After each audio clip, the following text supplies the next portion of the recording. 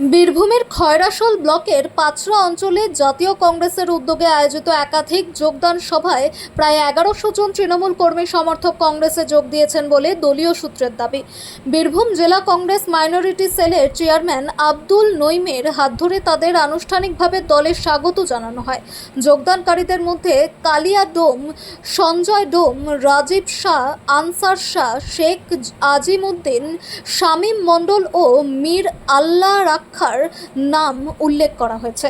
অনুষ্ঠানে উপস্থিত ছিলেন খয়রাশোল ব্লক কংগ্রেস সভাপতি জাকির খান, এছাড়াও জেলা কংগ্রেস সভাপতি অভিজিৎ মুখার্জি এবং প্রদেশ নেতা সঞ্জয় অধিকারী। স্পিকার ফোনের মাধ্যমে নবাগতদের শুভেচ্ছা ও স্বাগত জানান।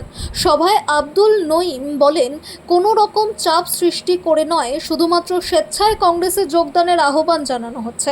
তিনি আরও দাবি করেন, দল সবসময় কর্মীদের পাশে থাকবে।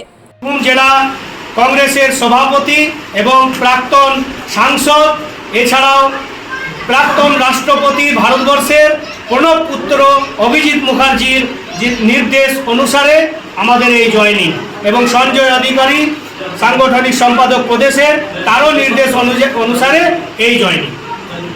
ধন্যবাদ।